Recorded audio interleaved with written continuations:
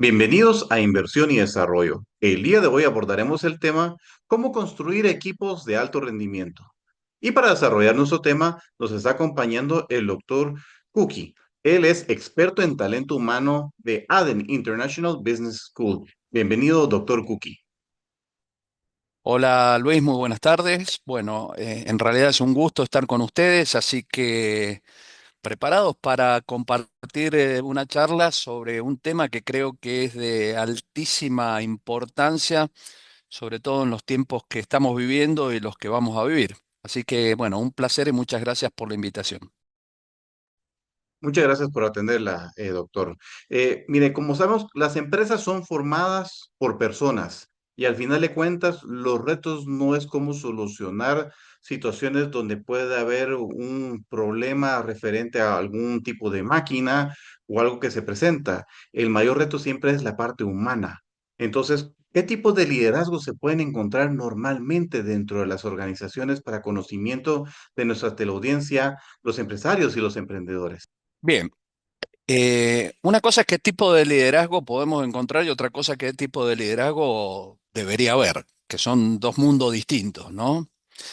Yo creo que en términos generales, y esto cuando hablo de en términos generales, eh, quiero especificarlo, no es que en todas las empresas, porque uno puede encontrar de todo, pero en términos generales, en la mayor parte de las empresas, lo que se encuentra es un liderazgo que es un liderazgo que estaba adaptado a una situación anterior, a modelos anteriores, culturales, organizacionales, a sociedades distintas y a empresas distintas también.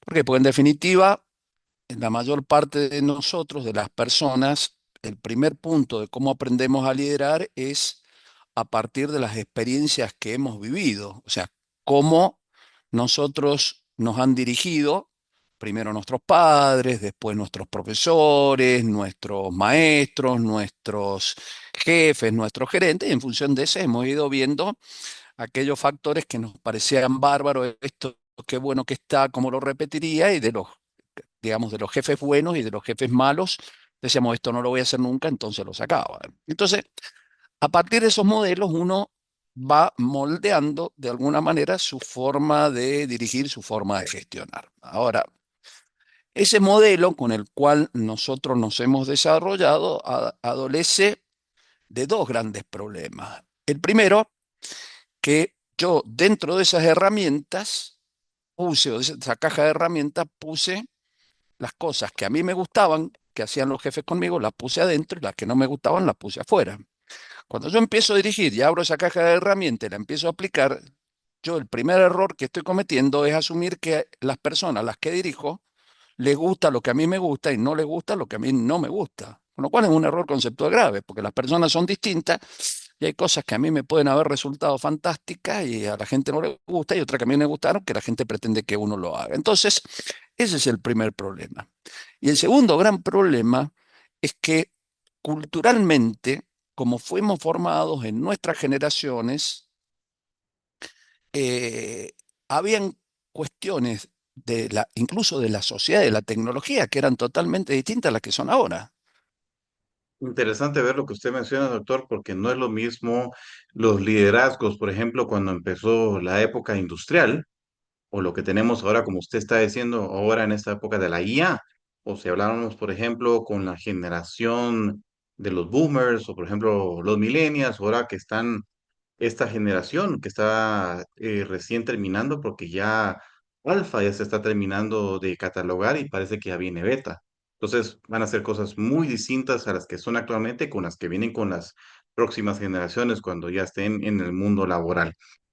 Acá han nombrado dos puntos fundamentales que me gustaría tratarlos o explayarlo un poquito, que nombraste dos cosas. ¿Qué pasaba antes con los cambios y qué pasa ahora? ¿Y qué pasaba antes con la gente y qué pasa ahora? Mira, te lo voy a resumir en esto.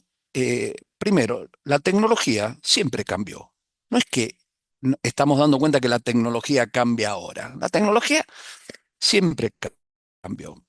Por ejemplo, te voy a tomar, si me permites, hacer un pequeño recorrido, porque creo que es interesante verlo para después poder comprender por qué es todo lo que estamos hablando.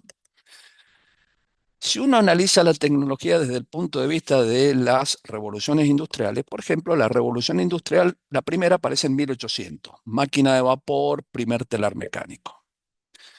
La segunda, 1900, aparece la electricidad y la producción en serie, en cadena, Ford. Antes se producía por lote, por batch. Por ejemplo, se fabricaba un carro, se terminaba, se empezaba otro. Y así sucesivamente. La producción en serie claramente trajo un nivel de eficiencia, productividad impresionante que hizo que bajaran el costo de los bienes y por lo menos y por lo tanto fueran más accesibles.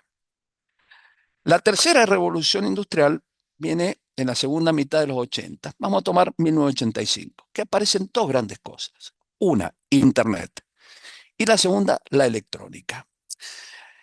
Internet ya sabemos lo que está pasando, voy a hacer otro comentario, pero la electrónica estuvo relacionada íntimamente con la automatización. ¿Y eso qué impacto tuvo? Que las empresas que antes, a partir del 1900, la producción en serie, que eran empresas que basaban mucho sus líneas de producción en la mecánica y mano de obra intensiva, es decir, necesitaban muchísima gente trabajando para mover todas las cosas que había que mover dentro de una línea de producción. Después lo que se hizo a partir del año 85, los 90, fue cambiar eso por una máquina totalmente automatizada que, por ejemplo, donde habían 20, 30, 50 personas, quedaba una que quedaba en un panel dirigiendo la línea de producción. Y eso produjo un impacto muy grande. Líneas de producción que, por ejemplo, tenían 300 personas, quedaron en 30. Fue muy fuerte eso. Entonces, ahí se produjo otro cambio muy importante. Cómo la automatización modificó la forma de trabajo. Es decir, gente que hasta el año 85, durante 85, 90 años, las líneas de producción se basaban en la fuerza, en el músculo. A partir de ahí dejó de ser importante la fuerza y empezó a ser importante la cabeza. Cómo manejar un PLC, cómo manejar la automatización. ¿Estamos? 85. Seguimos, 2010. Otro punto de inflexión. ¿Qué es lo que ocurrió en el 2010? El impacto grande de todas las aplicaciones que empezaron a estar en nuestras vidas. ¿Ven? Pongamos Netflix, Mercado Libre, Amazon y todo lo que quieras, que tu vida empezó a estar adentro de un celular. En el celular empezaste a tener tu vida, todo estaba alrededor. Eso fue un cambio claramente fundamental. Home Office, todo empezó a estar en esa época en el celular, 2010. La próxima, 2020, pandemia, otro cambio revolucionario. Zoom, Teams, lo que estamos haciendo nosotros ahora, virtualidad, eh, la gente quería trabajar, empezó a querer, fue a trabajar por obligación en su casa, algunos quieren seguir trabajando, otros quieren volver, tener todas estas plataformas de comunicación, cambió la forma de comunicación, etcétera. Eso fue el 2020. Y la otra podríamos tomar como referencia 2025. Aparece la inteligencia artificial. Entonces, si yo muestro esto, ¿qué quiere decir? Cambios siempre hubieron. ¿El problema cuál es?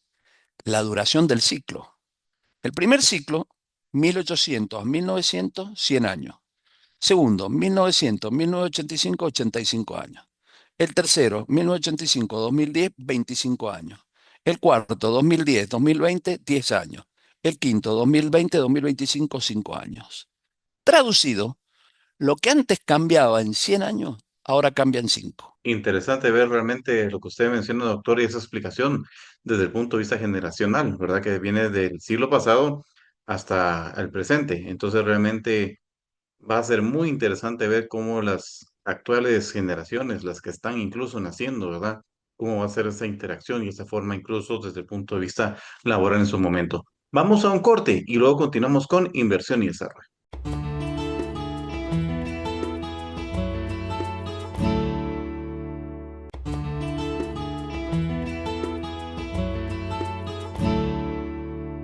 Continuamos con inversión y desarrollo. Nos sigue acompañando el doctor Cookie.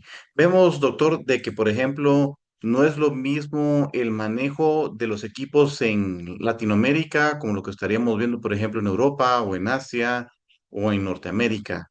Para los que estamos en este lado del continente de Latinoamérica, ¿qué se debe tomar en cuenta para ese liderazgo que deben de haber para los equipos de trabajo que conforman las empresas? Bueno, en primer lugar, lo primero que se tiene que tener en cuenta es que somos latinoamericanos y no somos ni norteamericanos, ni somos europeos, ni somos asiáticos, ni somos japoneses, ni somos chinos, lo cual ya nos hace claramente distintos culturalmente. Ellos, de alguna manera, tienen, por ejemplo, los japoneses tienen algunas cuestiones de entender determinadas situaciones que nosotros no. Por ejemplo, ellos en su momento propusieron los círculos de calidad. ¿Qué es lo que era? Que dentro de un equipo había una persona que encontraba una mejora.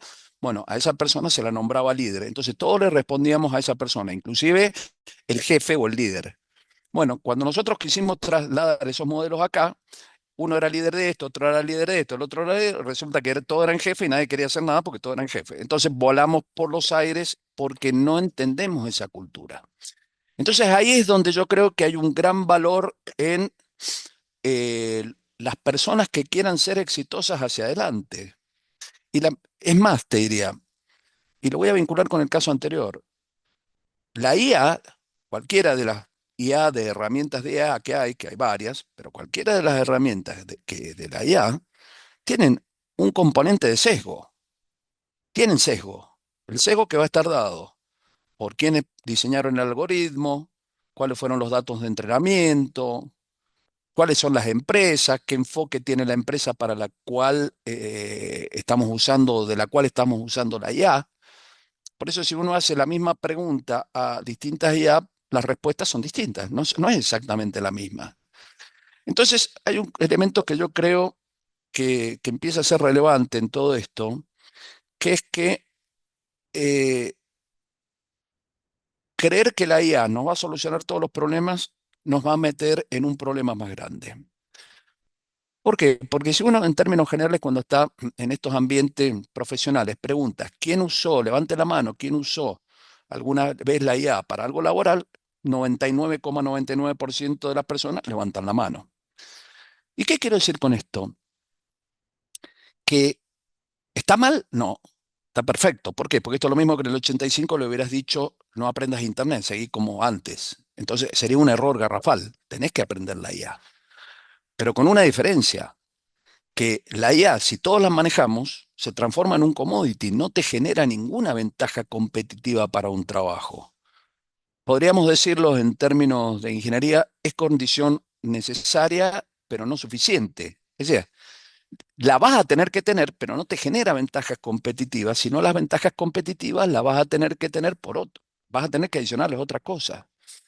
Y yo creo que esto, para todos los que pueden estar escuchando y que quieran liderar, alguno me podrá decir, sí, pero yo manejo la IA y hay mucha gente afuera que no maneja la IA. Es verdad.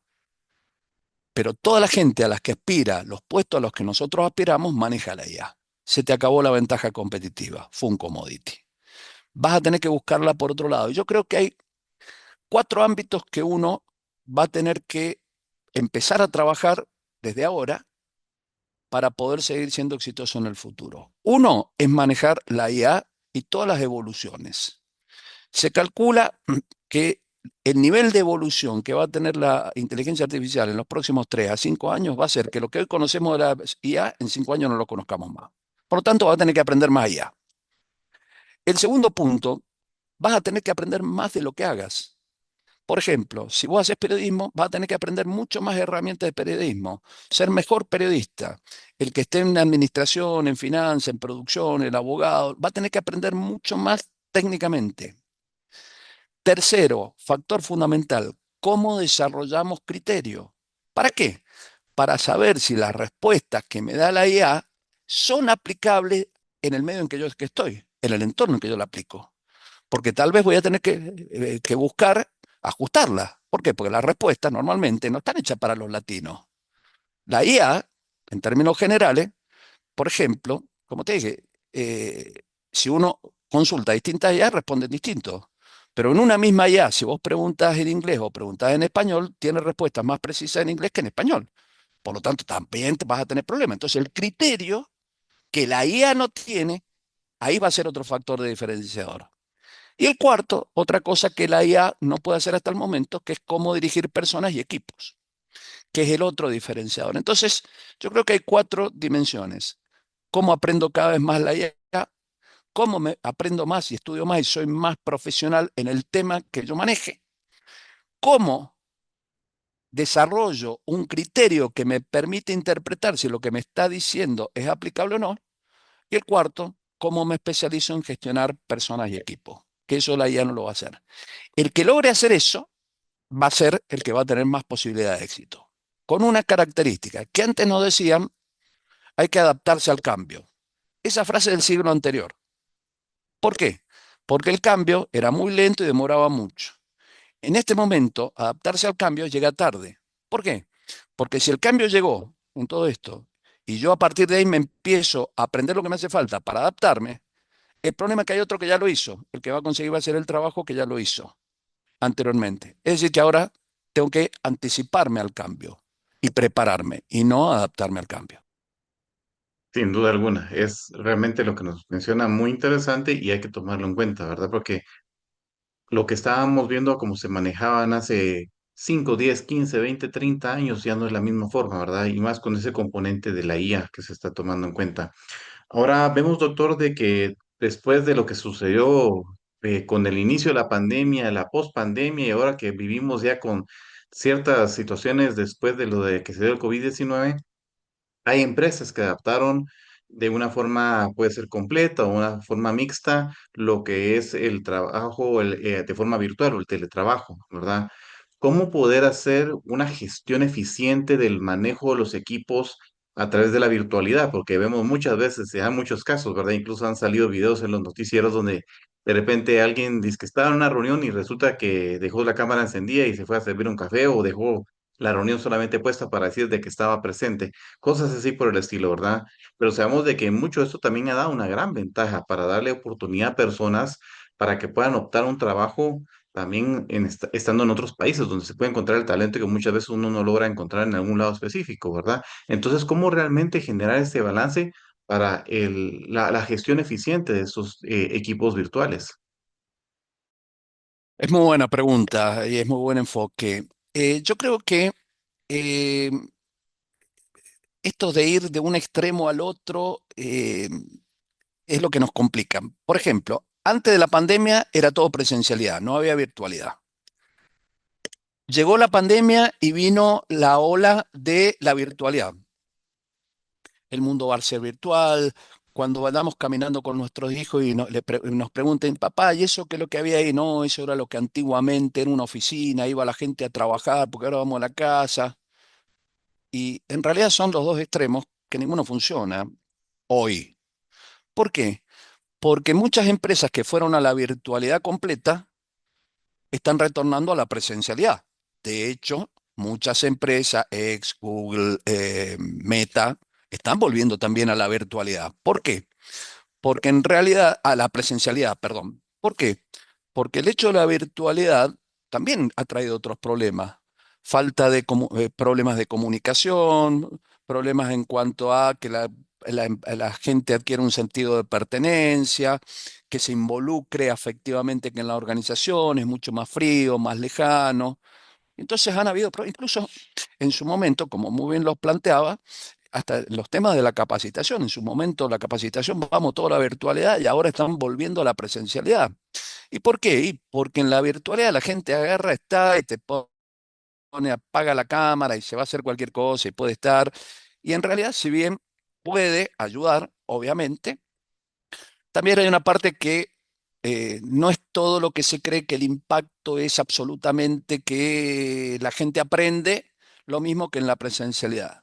No es igual, es distinto, es muy útil. Entonces, yo lo que creo es que en vez de hablar de este es el modelo ideal, creo que cada compañía, cada empresa, en función de lo que haga, y no solamente en la empresa lo que haga, sino en las áreas, en cada una de las áreas, porque las áreas también son distintas, tendrán que ir encontrando cuál es ese mix ideal para poder trabajar entre presencialidad y virtualidad.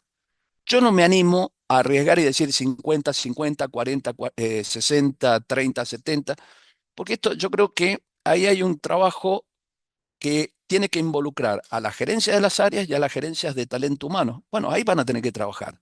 ¿En qué mix nos manejamos?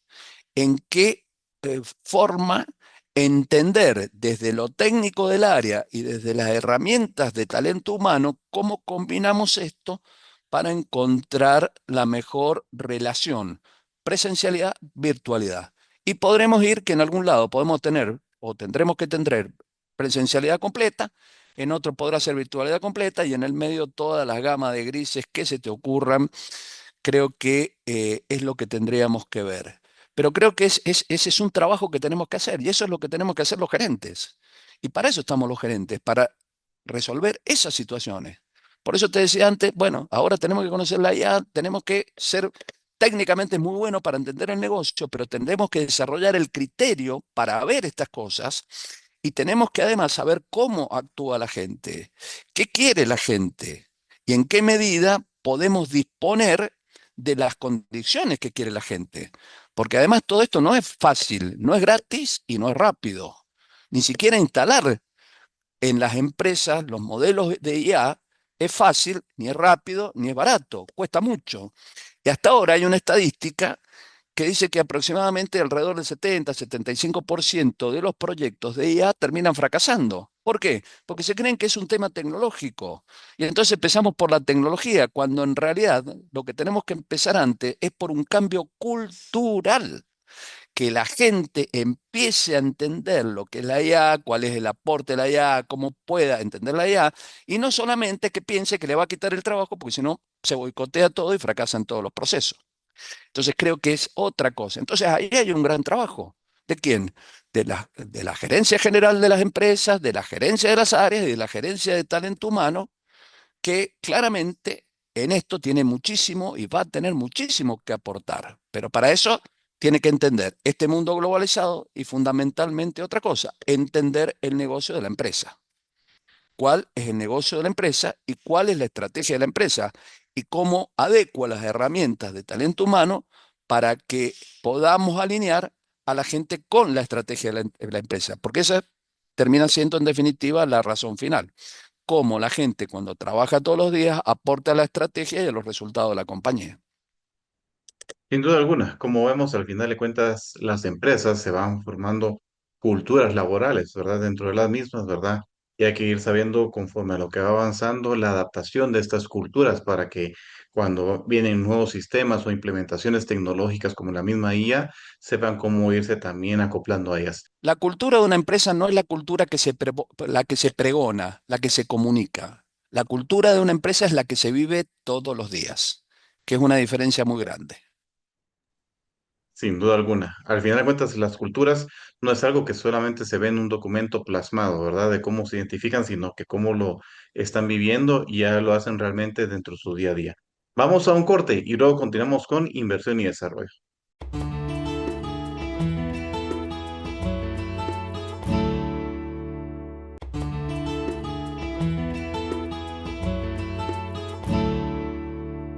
Continuamos con inversión y desarrollo y nos sigue acompañando aquí el doctor Cuchi. Doctor, como usted sabe, desde el punto de vista del liderazgo siempre hay la parte de los retos. Por ejemplo, uno de ellos, cómo ese liderazgo se faculta sin que caiga lo que llamamos normalmente el micromanagement, ¿verdad? Donde al final de cuentas ya cae un cierto nivel de atosigamiento hacia la parte laboral, ¿verdad? Y también cómo se puede llegar a lograr los mejores partes de resoluciones de conflictos que se pueden dar entre los equipos, ¿verdad? Porque puede ser muchas veces por temas laborales o por temas humanos también, ¿verdad? ¿Cuál es su recomendación en ambos casos? Primer caso, yo creo que cuando se empezó a introducir el concepto del micromanagement como una tendencia de gestión, yo creo que fue uno de los grandes errores que se pusieron la gestión de los líderes, porque los llevó a los líderes a bajar a un nivel operativo y le hizo perder de vista su enfoque estratégico, la visión de largo plazo, estar detrás de la gente todo el día para ver cómo hacían las cosas y creo que fue un error garrafal. creo que el líder no tiene que estar detrás para ver en detalle cómo se hacen todas las cosas, sino que tiene que ver que las cosas que se hacen aporten a los objetivos del negocio. Eso por un lado, lo que es micromanagement. Lo otro pero para lograr eso, ¿qué nos hace falta? Y empoderar bien a la gente. El empoderamiento yo creo que es una de las habilidades clave es decir, enseñarle a la gente qué tiene que hacer y cómo lo tiene que hacer, para después delegar. Y aclaro una cosa, delegar no implica que la gente va a hacer lo que quiera. Eso es lo opuesto a la delegación. Delegar implica, primero, cómo empodero a la gente para que aprenda a hacer las cosas como la tiene que hacer y después las haga como las tiene que hacer sin necesidad de utilizar el tiempo del jefe. Eso es delegar efectivamente. ¿De acuerdo? Entonces, ¿cómo lo tiene que hacer esto? Primero, empoderando a la gente, preparándose él, empoderando al equipo y posteriormente delegando. Pero en un proceso de delegación efectiva y no los procesos de delegación como lo hemos hecho hasta ahora, que delegamos y que vaya lo que sea lo que Dios quiera. Eso por un lado. Lo segundo que me comentaste en el tema del conflicto. Eh, y acá hay una cosa muy importante que es que un equipo, cuando nos juntamos, no nace un equipo. Un equipo es un proceso. Sin duda alguna. Interesante forma de ver, realmente de una forma muy metodológica para ir a la aplicación de la resolución de los conflictos, doctor. Muchas gracias, doctor, y muchas gracias por atender la invitación. Y a ustedes, amigos que nos acompañan de distintos países, muchas gracias por estar con nosotros en Inversión y Desarrollo. Nos vemos la próxima semana en un programa tan interesante como el de hoy. Cuando pienso en mi Guatemala, el más bello paraíso, tan grande en historia, tan lleno de...